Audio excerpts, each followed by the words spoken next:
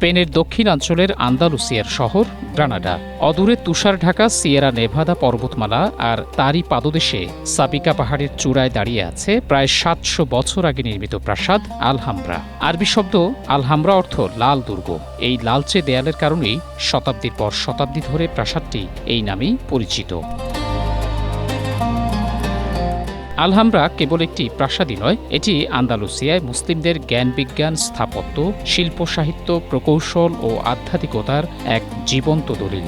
এটি এমন এক সভ্যতার প্রতীক যা একসময় ইউরোপকে আলোকিত করেছিল এবং যার প্রভাব আজও আধুনিক বিশ্বের শিক্ষা, বিজ্ঞান ও সংস্কৃতিতে স্পষ্ট। প্রাসাদের ভেতরে প্রবেশ করলেই মনে হবে সময় যেন থমকে গেছে।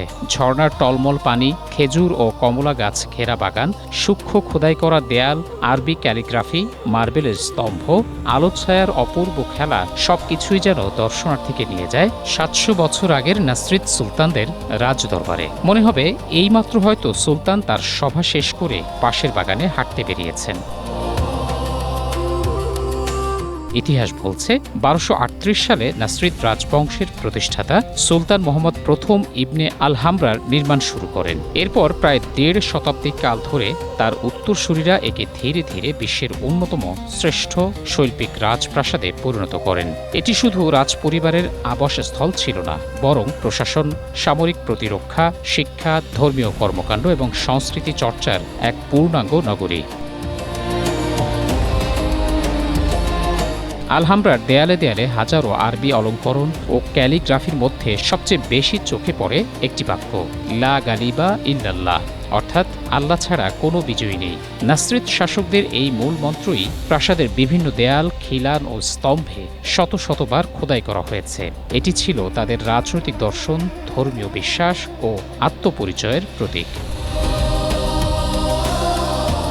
আলহামব্রার প্রতিটি ইঞ্চি যেন শিল্পী তুলিতে আঁকা জ্যামিতিক নকশা, আরাবেস্ক অলঙ্করণ, কোরআনের আয়াত, প্লাস্টারের সূক্ষ্ম কারুকাজ এবং প্রকৃতির সঙ্গে স্থাপত্যের মেলবন্ধন ইসলামী শিল্পকলার সর্বোচ্চ উৎকর্ষের পরিচয় বহন করে। প্রাসাদের সবচেয়ে আকর্ষণীয় অংশ হল বিশ্বখ্যাত কোর্ট অব দ্য লায়ন্স।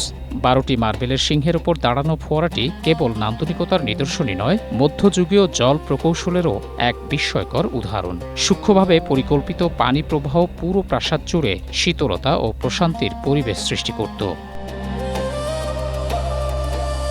অন্যদিকে কোমারস প্রাসাদ, হল অব দ্য অ্যাম্বাসেডার্স, হল অব দ্য টু সিস্টার্স এবং জেনারা লাইফের বাগান আলহামব্রাকে বিশ্বের অন্যতম সেরা রাজপ্রাসাদ কমপ্লেক্সে পরিণত করেছে। বিশেষ করে জেনারা লাইফের বাগানে হাঁটলে মনে হয় প্রকৃতি ও মানুষের সৃষ্টিশীলতা যেন একাকার হয়ে গেছে।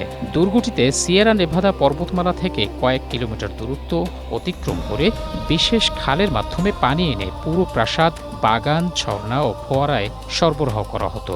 আধুনিক প্রযুক্তি ছাড়াই এমন নিখুঁত প্রকৌশল আজও স্থপতি ও প্রকৌশলীদের বিস্মিত করে।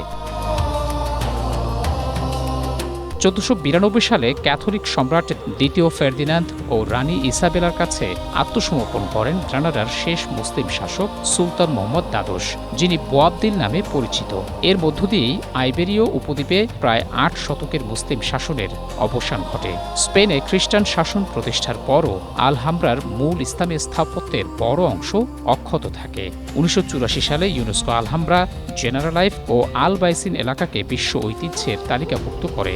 বর্তমানে প্রতি বছর বিশ্বের বিভিন্ন দেশ থেকে লাখ লাখ মানুষ এই অনন্য স্থাপত্য দেখতে গ্রানাডায় ভিড় করেন।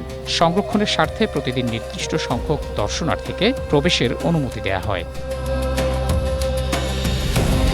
আলহামব্রা মনে করিয়ে দেয়, কোনো সভ্যতা কেবল সামরিক শক্তিতে মহান হয় না, জ্ঞান, বিজ্ঞান, শিল্প, সাহিত্য, সহনশীলতা, প্রকৌশল ও নান্দনিকতার সমন্বয়ে একটি জাতিকে ইতিহাসে অমর করে রাখে।